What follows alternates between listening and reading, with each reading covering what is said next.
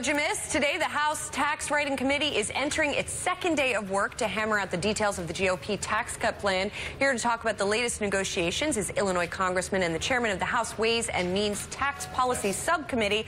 It's Peter Rokam, who's with us from Capitol Hill. Congressman, thank you so much for joining us here.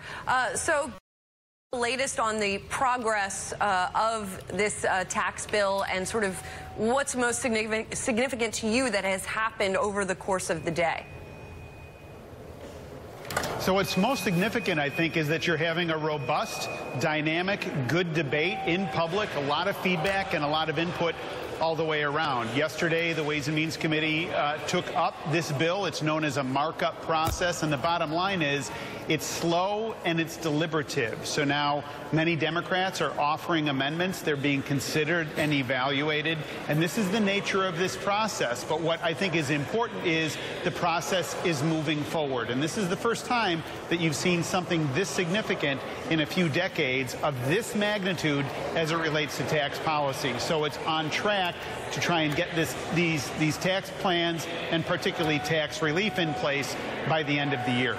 Congressman Rokam, a couple weeks ago on the show, we were talking to the CEO of the National Association of Home Builders, who talked about fighting tooth and nail against this bill due to changes in mortgage interest stuff. And he talked about we have members in every district in the country who are going to be hammering Congressman on this. Have you heard from that industry in your district, and have you talked to them about their concerns? They have concerns. I've heard from a wide range of people, both in favor of it and who are cautious about it. And I think here's the bottom line. We know that the status quo isn't working for us. The home builders in particular have a concern as it relates to the mortgage interest deduction. And what we're saying is we're doubling the standard deduction for most Americans. And our theory is, it's not really a theory. The thinking is give people their own money, and with that money, they're going to decide what they want to do with it. Here's what we know. If you track home prices over the past several decades, home prices track closely with an expanding economy. Grow, home prices go up, and so forth. And so what we're designing this ultimate package is to drive real economic growth. And we think growth is the benefits everybody. And we think when push comes to shove, most of these folks are going to be satisfied with the net product that we come out with. This bill will add $1.5 trillion or somewhere in that neighborhood to the national debt over a 10-year period, Congressman. Why is this something that fiscal hawks, especially in the Republican conference, why is this something they should be comfortable with?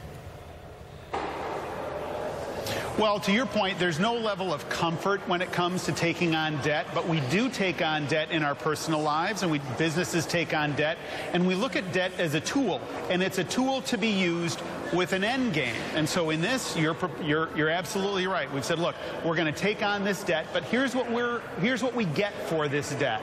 We get an economy that's robust again, and we get a tax code that is transformational. And we're convinced, and I think you look at the Tax Foundation, you look at a lot of other folks that have evaluated this, and they said the type of economic growth that we can see coming out as a result of this can be really transformational. So I accept the premise that it is taking on debt, but it's debt with a purpose, and it's not into debt into perpetuity. Here's the other point.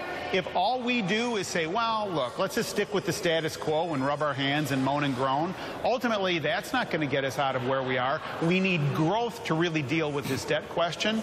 Debt is related not only to the amount of tax revenues that we're contemplating, but ultimately it's a spending question. This is a revenue discussion, and we think that by transforming our tax code, making the U.S. one of the most competitive tax jurisdictions in the world, getting the corporate rate down to 20, moving away from an international system to a territorial system so that that money is repatriated and so forth, dealing with business income on pass-throughs at a lower rate for the first time ever, and getting that business income World War II levels, that's really worth chasing. Congressman, at the same time that we're talking about this 20% corporate tax rate, at the same time, there's something that one tax analyst called an atomic bomb in the draft legislation, which is a new 20% tax on offshore affiliates of U.S.-based companies, something that could affect the biggest companies in America and something they are not too happy about.